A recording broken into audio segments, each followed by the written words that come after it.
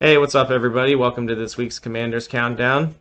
Unfortunately, we're going into a loss Yeah, to the Detroit Lions, where we played exactly one half of football, basically. If pretty you much. watch the Yeah, game, yeah. um, yeah, not a good turnout.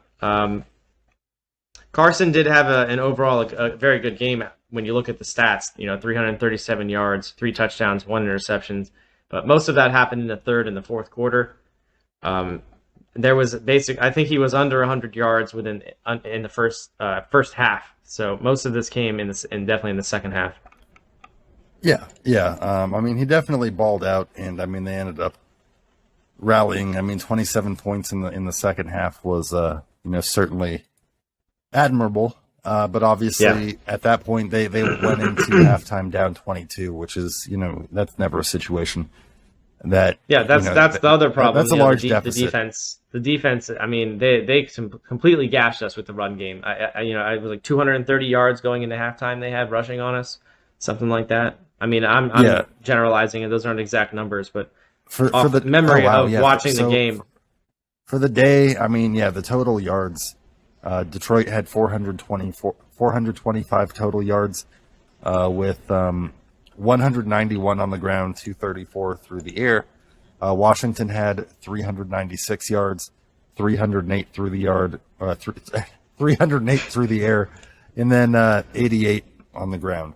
So, yeah, both teams around 400 yards, and time of possession was slightly tilted in Washington's favor, 32 minutes to 28 minutes.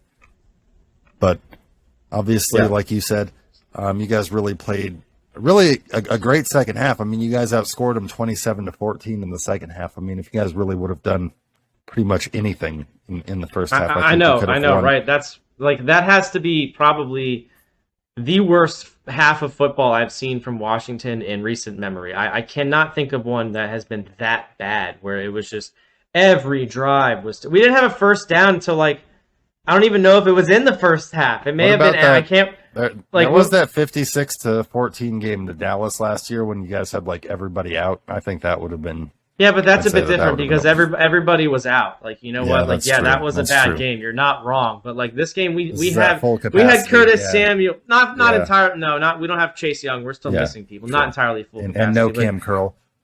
but yeah, but mostly, we full Yeah, capacity. Derek Forrest is showing up. We have the receiving core. We have. I mean, receiving core once again. Like Carson spreading the ball around. Curtis Samuel was at the top with 7 for 78 with 1 touchdown. hmm Terry had 4 for 75. Jahan had 4 for 59. JD yeah. 7 for 54. So that's And one thing also I've noticed. Jahan has 3 touchdown catches in 2 weeks, so that's pretty good as Yeah, well. Jahan is going off. Absolutely. Yeah, Like he, first seeing that pick being a first round pick, you weren't sure about it, but after seeing him play these first 2 games, I think we found the perfect pairing with, especially because Curtis Samuel is now actually looking good again. I think Watching he's him, as good as yeah, breaking those ankles, like, oh my God, like it was yeah, so great yeah. to actually see him out there and actually doing what, we expected him to do. And then they started to get Logan Thomas on track. He's got 3 catches for 37 yards. So I mean, Yep. the nice thing now is He also got a touchdown as well. yeah, yeah, that's true. And a lot of people have complained I've seen because like Terry caught 2 passes and 2 passes, 1 touchdown in week one. In this game, he only caught 4 passes. So I've seen a few people in some groups complain about Terry only having 6 catches and a touchdown through 2 games. But I think that's a great thing. And I'll tell you why, because through recent years, the offense has basically been force fed through Terry, where, Right. there's been no other option. So now, I mean, yeah, Terry's doing less work. And I know like everybody wants to say he's getting the big contract, but Terry's always going to draw the coverage. I mean, this is allowing other guys like Curtis Samuel and Jahan and Logan Thomas to eat. So, I Right. mean, I think it's going to be a good thing because now you've got other options. I mean, we've talked about this, you and I have for years, about how they need a complement to Terry. And now they have two. Exactly. So, I mean, I this would is, say, yeah, two. Yeah, you're right. yeah, Yeah, three total. yeah. They got three I receivers mean, that are just respect to Adam Humphries, but like they've really upgraded the position. I mean, like they have. I mean, the offense has definitely gotten as 28 points week one, 27 points week two. The offense isn't the issue here for sure. I mean, yeah. there's been issues on the defensive side, you can hope that those obviously get better over time. Well, I would say the Obviously- offense, the in terms of like the point scorers isn't really the issue. It's the offensive line, if anything, that has issues because the first half True. of this game where we didn't do anything, I think largely was because of that. Carson had no time. That's why when people want to sit there and shit on Carson, oh, Carson's the reason no, dude, Carson is not the reason we lost that game. Carson's the reason it was 27-36. After we didn't play 2 halves of I'm sorry, 2 quarters of football. Yeah. So it's just if you got to look and it's stats. Stats aren't everything, obviously, but you look at them and I think he's second in yards now overall. In the league. He is. And the man got sacked 5 times as well. That's worth noting. Yeah, that's which is not great at all. That's three bad, of them coming from number 2 overall pick Aiden Hutchinson, who was looking like a fucking gem through the first 2 weeks of the season. They definitely made like a solid pick with him. Yeah. But yeah, through 2 weeks of the season, Carson Wentz is he's got a quarterback rating of 100.3, 7 touchdowns, 3 picks, 650 yards passing. So, second in the league in passing yards. Yeah. So also, one thing well. I just remembered about this game. One thing that was really odd watching it. They went for 2 at one point where it literally made absolutely no sense. If they had kicked the extra point, we would have been within 7. And then Ron Rivera opts to go for 2, and they don't get it. So just some odd play calling by the coaching staff. And then also, I'm sure, as most people think, Jack Del Rio could be on his way out if the defense continues to look the way he's looked, or it's looked, these first 2 games. But Ron did comment and say it's too early in the season for any personnel changes. So that won't be coming anytime soon. I think maybe more around week 6 or after that, maybe earlier. But yeah. And I'm just taking a look at it right here just to see. It looks like they went for 2. It was 2 separate times. Is that correct? They got one and then they missed one. Well, they had to because after they missed the one, they had to go for it again. But yeah. So it's when they scored, and it was 21-29, and if they would have kicked the point, it would have made it 22-29. Right. So exactly. I see what you mean in the. Everybody was confused. The announcers were all like, "Well, I'm not really sure why they did that." So. Well, really odd choice of play calling there. And Ron Rivera, you're getting a little suspect there, bud. That's what happens when you take a night out on the river. Because that's his call. I mean, 2-point call is definitely his call. So. That's why they call him the riverboat, and he's just he's got to run his crazy shit. If he doesn't make a fucking ballsy play call or just crazy play call, at least twice in a game. That was a bad fucking play call. Like absolutely. That was one of the worst I've seen. And then Joey Sly also missed an extra point, which is not good. But we do know that is his main kryptonite. So I wasn't entirely surprised. But yeah, I mean that wasn't great. I mean, Washington did get 3 sacks. I mean, Jamin Davis got a sack. I mean, he looks pretty good at times. I think they might need to be they might need to move him somewhere else than linebacker because using him in a different way, I should say, not moving him in position. Yeah, I mean that could be having him rush more often and stuff like that. It seems like he excels more in other ways. Maybe even as like a stand-up, like edge rusher or something like that. They could use him or in some capacity. But yeah, I mean he had a sack early on in the game. Deron Payne for the 2nd straight week had a sack, and then James Smith-Williams, who's been one of the guys filling in for Chase Young, had a sack. So Washington had 3 sacks. Detroit had 5. So protection definitely an issue for both sides. Also notable in this game, this is definitely something I wanted to bring up. Unfortunately, center Chase Roulier was injured. He suffered a knee injury in the game, and he's been placed on injured reserve. He's expected to miss the rest of the season. This is, of course, coming off of, his season was ended early last year, and he had to go on injured reserve. I think he only played in like 8 games last year. So not what you want to see there.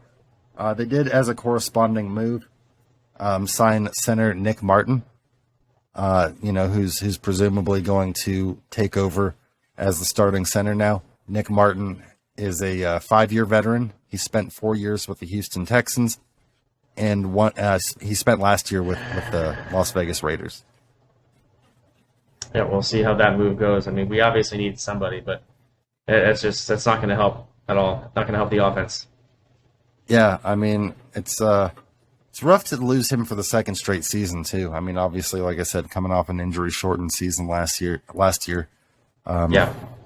definitely a bummer. Yes, it is.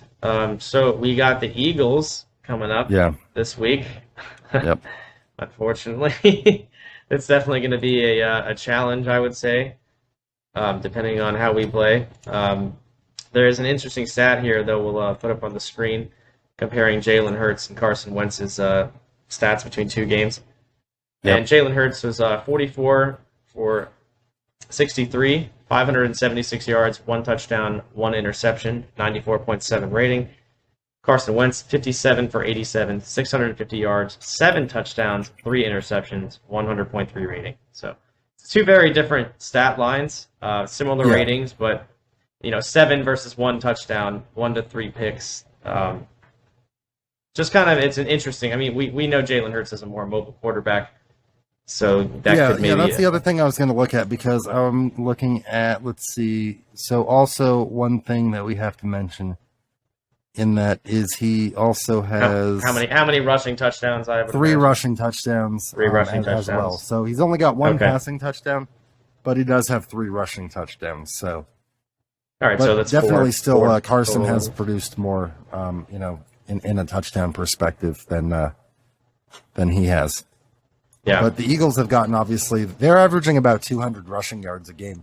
Obviously, they've got that 3-headed running back attack of Miles Sanders, Kenneth Gainwell, and Boston Scott. So, that with Jalen Hurts is a pretty formidable attack. Yeah. And, I mean, Detroit just ran for, what was it, 191 yards on you guys. So that's going to present some challenges. So hopefully they can get that shored up. Obviously, hopefully, if Del Rio wants to save his job at this point, he's going to have to try something different. Absolutely. Because, I mean, and in the second half, they played better. So if that's what you have to do, then so be it. But, I mean, Jack's been a coach in this league for a long time. I mean, both as a head coach and a defensive coordinator. So he knows, he's been successful. Like, I mean, the man knows football, but it's just for whatever reason, the execution from an X's and O's standpoint isn't working. We know the players are good. They've invested a lot of, really good draft capital on that defensive line. So, it'll be interesting to see in the coming weeks, and especially in this Philadelphia game. If you guys can get that run game shored up a little bit. Yeah, I'm not particularly optimistic given the way that we were gashed, with Detroit. So, but maybe they can get things figured out, and it won't be like that. I hope, because that first half was really painful. Yeah, painful to watch. Is Cam Curl? I know Cam Curl missed the second game. Is he supposed to be out for this game as well? I'm not sure. I haven't heard anything about it, so I don't think he's not as of yet gonna play. Yeah. Okay. But I would have Derek to check. Forrest, like you mentioned, has been really stepping up in his place, and I mean Bobby McCain's the other safety, but the safeties have been all right. What I have noticed is if anything, it's been more the corners like William Jackson III or Kendall Fuller that's been usually getting burned. Usually the safeties have held up on the back end decently. Yeah. So we will see how that goes versus the Eagles. Hopefully, absolutely. I'm sure they're favored. I would assume, given 2-0 to 1-1 and the two teams. But I don't know. Maybe we can get them. Let me see if it'll say on here what the odds are. But I mean, obviously, even with that, the NFL is a finicky bitch, and any given Sunday, really, any given week, any team can win. So Philadelphia so Philadelphia is pretty heavy favorites. They're favored by 6.5. By like not a surprising. touchdown. Not surprising. All right. Well, I mean, and the game is at FedEx as well. So I mean, yes, it is a home game, so we're hoping hoping the crowd will be like it was last week versus or was it the Jaguar? I'm sorry, not last week versus the Jaguars, the opener. Yeah, There was a lot of absolutely. fans there. It was very loud, which is great to see. So hopefully they can bring that energy again and will help us take them down. It's Absolutely. within I the mean, division. We need the win. Like yeah, the division's still wide open, even with the Giants going, 2-0 and the Eagles being 2-0. I think that the Giants, I know I said this earlier, but I think the Giants aren't as good as they appear to be on paper. I think if you were to rank all the 2-0 teams, the Giants would have to be at the bottom of that list. So, yeah, join us next week, and we'll definitely recap that Eagles game. Hopefully, coming away with a win. hopefully. And that's going to do it for the Extra Point Show this week. Make sure that you subscribe if you're not already. It really helps us out and helps us grow. Give us a like as well. Absolutely. And if you're a Washington fan or a San Francisco fan, make sure to always check out the Commanders Countdown and the Niners News Update. Okay, well, thanks for joining us, and we'll see you all next week. See you next week.